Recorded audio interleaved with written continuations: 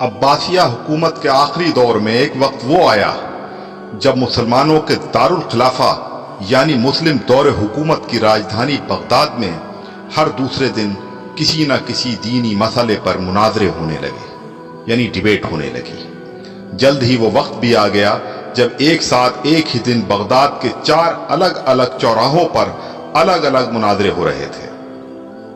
पहला मुनाजरा इस बात पर था कि एक वक्त में सुई की नोक पर कितने फरिश्ते बैठ सकते हैं। दूसरा मुनाजरा इस अहम मौजू पर था कि कौवा हलाल है या हराम है।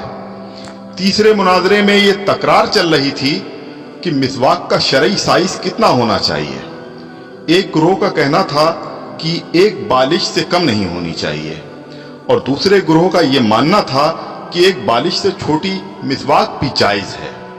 अभी ये डिबेट चल ही रही थी कि हलाकू खान की क़यादत में ततारी फौज बगदाद की गलियों में दाखिल हो गई और सब कुछ तहस नहस कर दिया।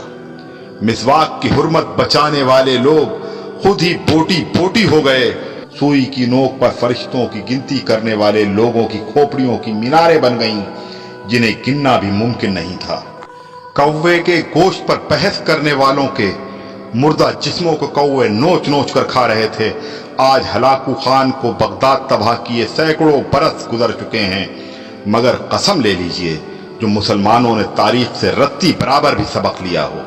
आज हम मुसलमान फिर वैसे ही मुनाजरे सोशल मीडिया पर या अपनी महफिलों, जलसों और मस्जिदों के मेंबरों से कर रहे हैं। दाढ़ी की लंबाई कितनी होनी चाहिए या फिर पायजामे की लंबाई टखनों से कितना ऊपर कितना नीचे शरई एतबार से होनी चाहिए। फिरके और मसलक के हमारे झंडा बरदार सिर्फ और सिर्फ अपने अपने फिरकों को जन्नत में ले जाने के दावे कर रहे हैं और दौरे हाजिर का हलाकू खान एक एक करके मुस्लिम मुल्कों को नेस्तनाबूद करता हुआ आगे बढ़ रहा है। अफगानिस्तान, लीबिया, इराक के बाद सीरियाई बच्चों की कटी फटी लाशों की गिनती करने वाला कोई नहीं है। बेगुनाहों की खोपड़ियों के मीनार फिर बनाए जा रहे हैं। आदम की नस्ल के नौजवानों, बूढ़े बुजुर्गों की लाशों को कौवे नोच नोच कर खा रहे हैं और हवा की बेटियां अपनी अस्मत बचाने के लिए उम्मत की चादर का कोना तलाश कर रही हैं। जी हां, और हम खामोशी से अपनी बारी आने का इंतजार कर रहे हैं।